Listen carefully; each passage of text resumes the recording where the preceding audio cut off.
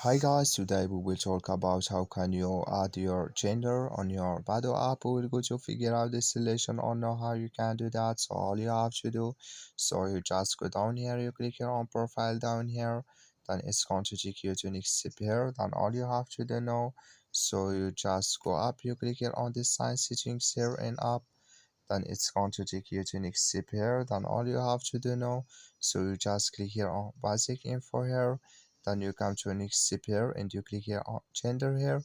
So then you click here on so change gender. This say, are you sure you don't like to update your gender identity? You can only do this once. So I have so right, so just do this once. So but if you want to change it now, you also lose all your matches. So you just click here on understand, so and you go to change your gender, but you will you will lose all your matches here. That's all. Thank you for watching. Don't forget to support us by liking, subscribe.